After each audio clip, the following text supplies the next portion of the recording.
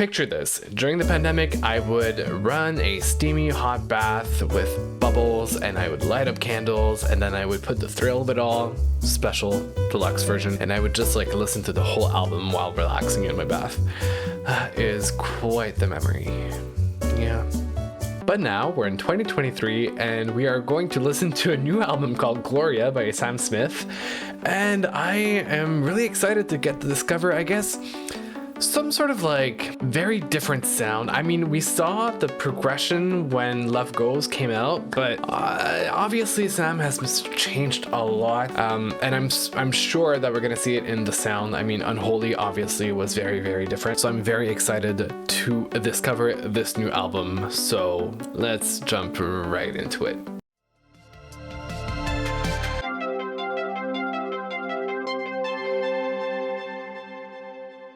It used to burn. You know what? A lot of sounds that are more from the Thrill of It All than Love Goes, which I'm very happy about. I don't expect the whole album to stay that way, but it is a sound that I mean, it fits Sam's voice so well. I don't know why. I mean, I understand why, but my selfish side wants more. And I'm happy that we get to open up the album with it. I have a feeling from like just the first lyrics that it's going to be a very introspective album. Not so much about love like the other albums were, but more about confidence and exploring the self and trying to figure out, you know, who Sam is at the core. I have a feeling it's going to be a very therapeutic album, and it was probably a very therapeutic for Sam to write as well. So I'm curious to see how we go, because there are songs like Unholy that are very different.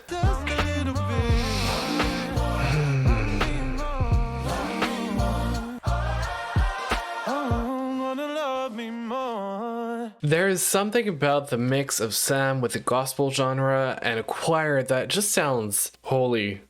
Quite the opposite of Unholy, to be honest. It's magical. I think that obviously Sam wanted to explore like different sides of music by going more pop, more radio, top 40 style, more upbeat and dance. But this genre specifically of sound and be really much more creative vocally speaking, because there is room. It's not a fast-paced song. It's not a intense production-wise type of song. It sounds incredible, just like Adele. And I know about the whole history of comparisons, but there is that beauty in the voice that is put in the spotlight, really, production-wise, and that's where we get to find those like golden nuggets of vocals and sound. Overall, that's a great start to the album. I definitely like, and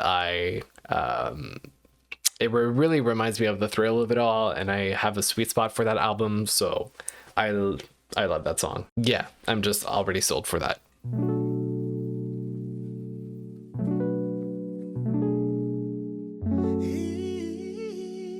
You know God, you know leader, you know saint, you know teacher, you know. Whoa! Way to call out someone. You're no God, you're no leader, you're no saint, you're no teacher.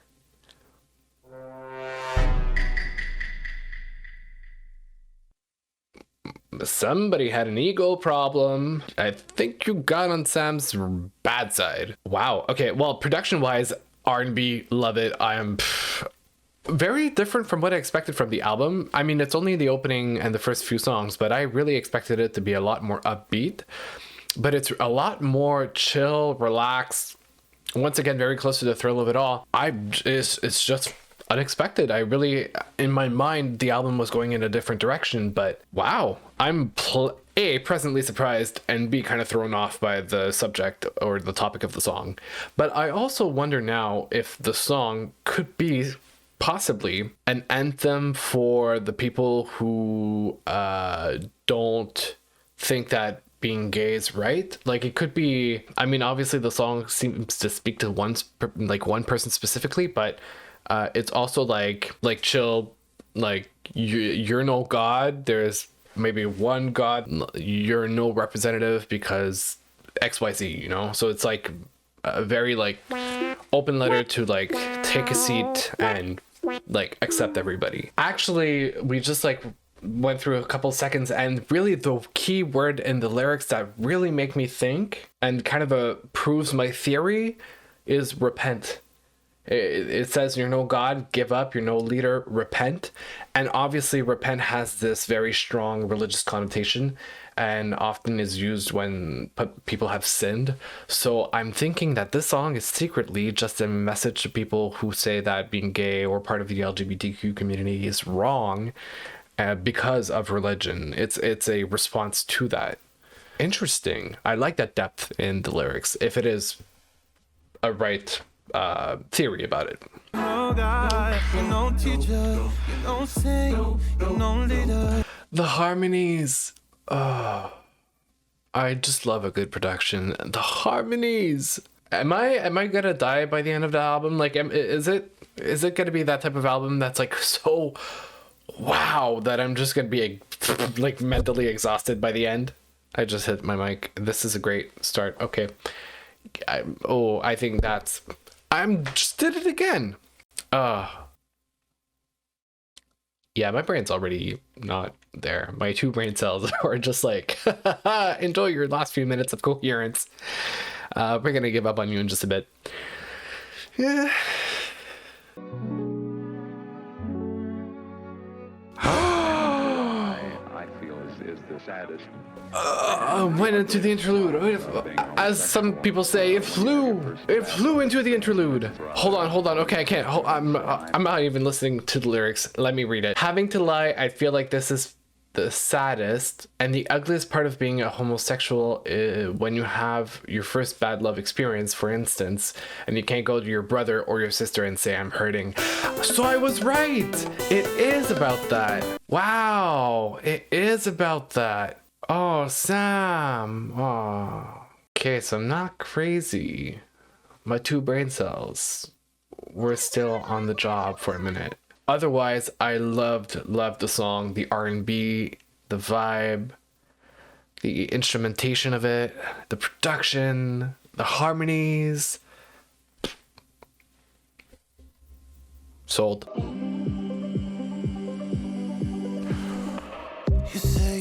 Okay, so yeah, we're going back to the Love Goes era type of pop production, synth-based. I'm happy that there was that soulful opening to the album. It really set a great tone for the messages that we're going to find, I believe.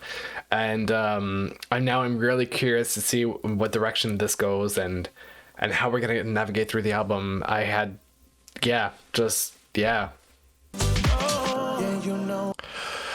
First of all, amazing production once again. I feel like we're kind of like in the Share Believe era, late 90s dance music, very much darker tones. Yeah.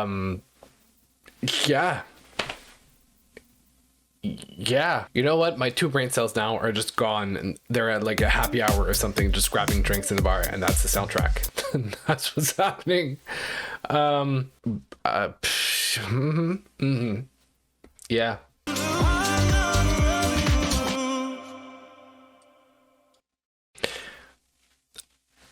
I'm just worried about one thing. How the am I gonna do my ranking? I'm terrified that the whole album is gonna be hit after hit after hit. I mean, I'm happy. It's a great gift. But, whoa. And it's so nice because like having the choirs in the song, even though it's a pop dance song, having the choirs kind of like ties in everything together, like in terms of the album and the cohesiveness of the sound. It fits, it meshes well together as a beginning of an album. Like it works, which I didn't expect, but it works. Unlike my two brain cells, they're not working, but the album works.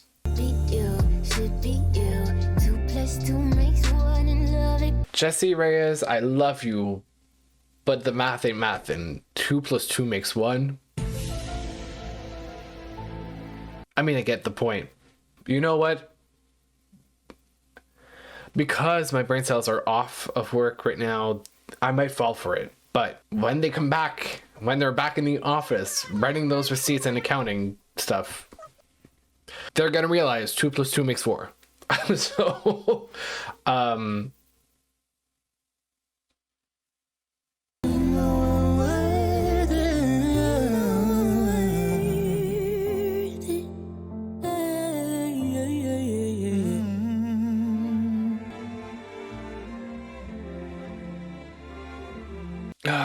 Sam. First of all, Jesse's feature. Interestingly enough, actually, before I even comment on her feature for that song, she shows up on 3 different songs on the album. So they really wanted to collaborate together, and I'm like, it's nice to see, because usually you only have 1 feature on the album. I've seen sometimes 2, but very rarely 3. Other than that, this album is gonna beat the death of me in the best way possible. Sam, strings, choir, I'm done. Like, you can't go wrong. No matter what genre no matter what the melody is like, Sam, choir, strings, secret to life. Wow. Wow. Oh wait, no, it's gonna fly. It's gonna.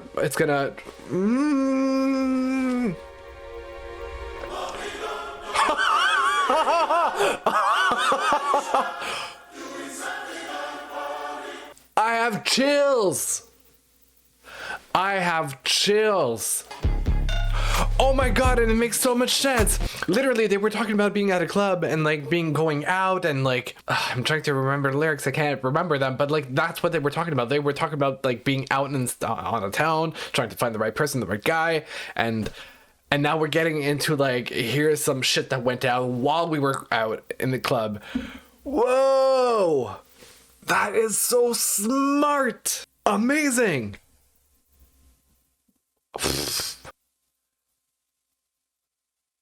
Yeah, you got my 2 brain cells twerking in the back of the room next to a martini and a beer.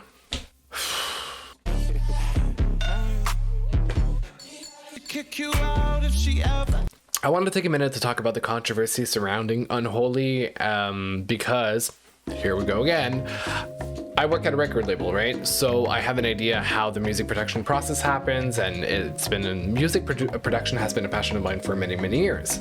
Now, the sound that went viral was a non-finished, non-mastered, maybe even non-mixed version of the song that was probably played on like some speakers and then recorded on a phone microphone. And the version that came out after was just, it didn't sound quite the same, and a lot of people were mad and disappointed. But when you work in music, just like any other project, any other piece of art, I mean, hell, it could be building a house, it could be like anything, there's always that master version at the end of like, everything's done, it's final, it's complete.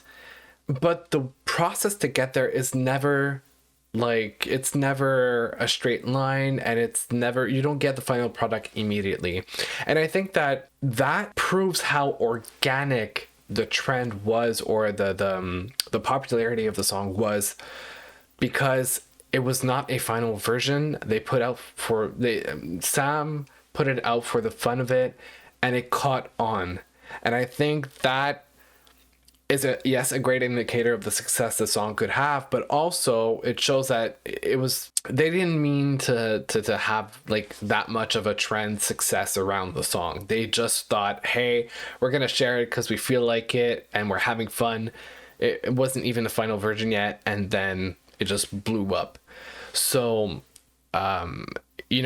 when people listen to music, I find it super important for people to be educated about the process, where it's like you take the time to write the song, write the melody, write the lyrics, and then you start the production, and then sometimes the same demo goes through different artists, and then there's a first recorded version, and then they kind of sometimes go back to redo vocals, redo instruments, and it's not even mixed yet. And then they go into mixing, and then they go into mastering. And obviously what you hear from the quality of your own speakers when you're playing on a device or your own earphones is not the same thing as somebody who took a phone and recorded. It's like assuming that a concert that you're recording on your phone is going to have the best quality? No, because you're recording on a phone.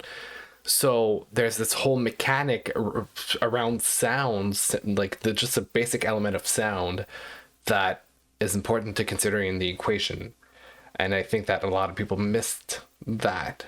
I mean, I don't think anything wrong was done. I don't think it was a terrible thing that happened. I hope that people like get to know more about music production, because it is a fascinating process. Okay, so far in the album, the placement of the songs and the way that the order was set up for the track list just proves that it wasn't a random, like Unholy was not a random, we're trying to make a hit and then blow it up. It was very organic, and there was like thinking behind it and planning behind it in the album. And it's like a smart song. It's a catchy song for sure. Did they probably have a good feeling as soon as they recorded it? Maybe.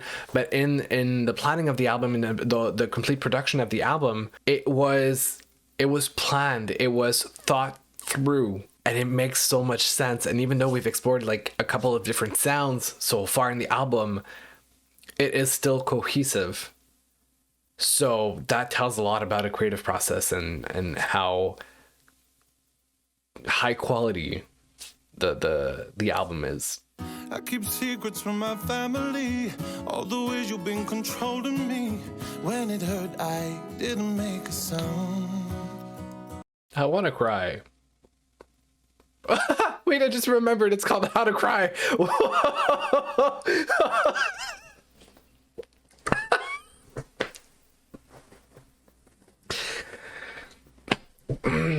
Yep.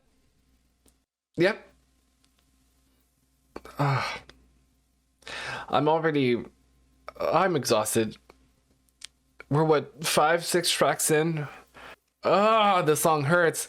Vocals though, but the sound of it hurts. I know I got nothing left.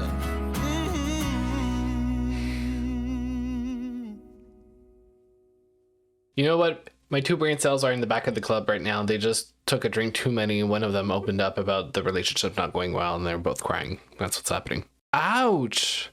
But also, sounds like daddy issues. But ouch. Actually, yeah, it's time for shots. We need shots. I don't know if that would make the situation better, but right now I certainly need shots.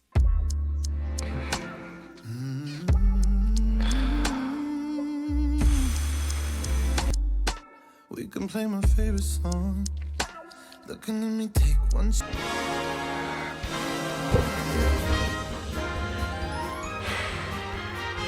I'm gonna have whiplash. I have a headache.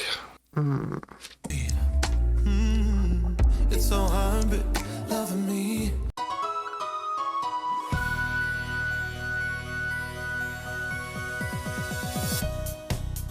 You say you need me, but you don't know me. I'm the dark type, forever lonely. There's no love in me. No way, no way.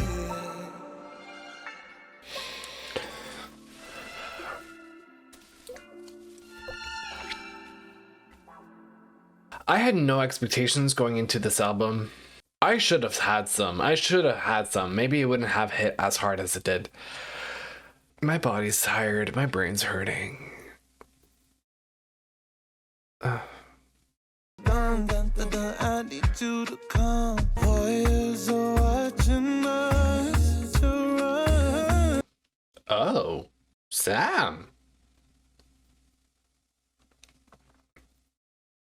Okay.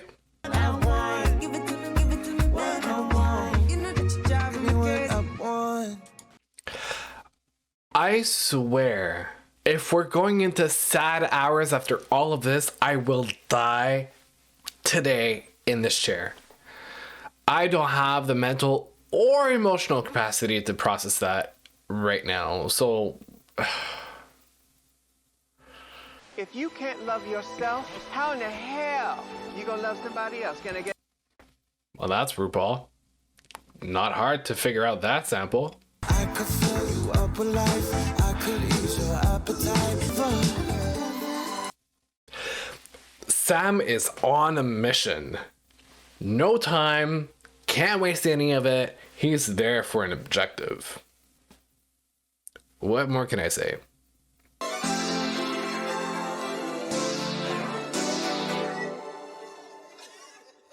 I mean, it makes sense. It makes sense. Calvin Harris and Sam Smith had done an amazing job when they did the song and the collaboration before together, and I get Jessie Rae's presence on the album. It fits the sound. It just, to me, it makes just sense. It makes sense. Unlike my brain right now, which makes no sense, but the album makes sense.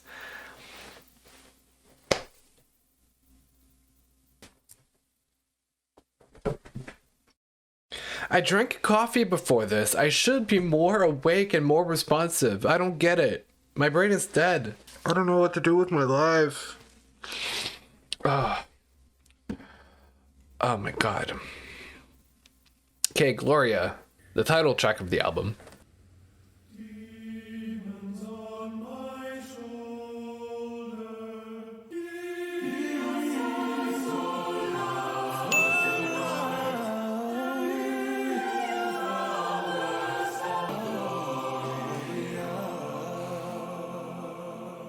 Vocals.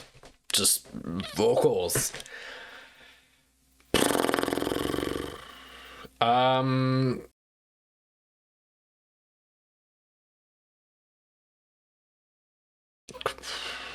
The presence of church-related... I can't even talk. The presence of church-related... not items. The presence of church-related elements in the album and explaining basically judgment and the either discrimination or just the feeling of rejection, or all of the elements tied to Sam's story, and how obviously I can't even talk. Even though Gloria is not a song, which I'm asking myself who exactly is Gloria, the theme of the album being that judgment element coming especially from a religious background. I can't even make sense. I'm gonna say it in basic equation terms. Sam coming out plus church elements plus discrimination and judgment based on religious beliefs equals the album. Cohesiveness. Wait. This is not the last song and we're gonna finish on a ballad. Oh, you really wanted to kill me. Okay, let me just look up who is Gloria real quick. Gloria is the name of an energy, possibly feminine, possibly of nature, that Sam Smith says has been freed inside themselves. The song is one of praise where Smith solos soulfully all over higher and lower voices of a choir recorded at the Saffron Walden Church in Essex that Smith attended as a child. Oh, yeah, it just makes sense. It matches with Sam's religious background. It just... Stand in the summer rain. It's not wrong to want the world for someone. It's not a feeling you can run from. Holding hands in the street. No need to be discreet. Finally feeling free. I'm gonna cry. No.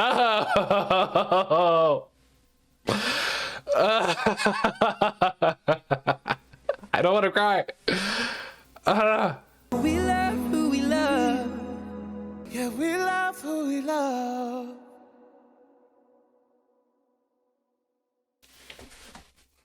I'm done. I mean, I'm done the album, I know, but I'm still just generally speaking done.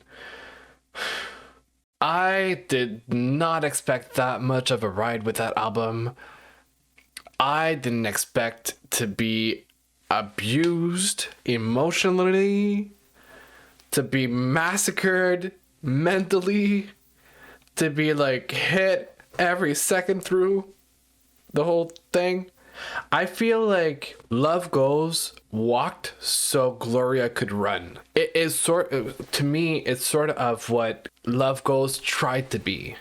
Love Goes was really a stage of like trying to find yourself. The thrill of it all was kind of like that period that hold on, I want to make sense.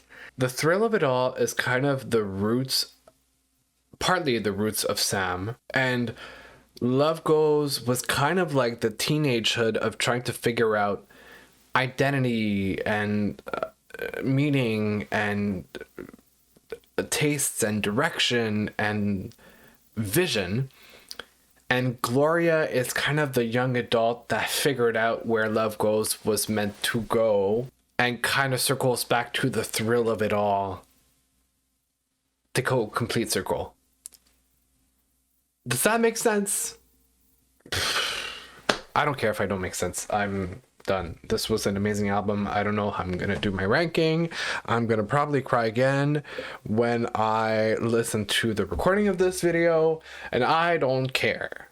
So literally second album I react to, and I'm destroyed. I'm in every way you can imagine, I'm just destroyed. If you like this, give it a thumbs up, leave a comment, share if you want, subscribe. Don't forget to subscribe. I hope you have a great time. I hope you enjoyed this, because as much as I enjoyed the album, I did not enjoy being mentally and emotionally massacred. So, bye.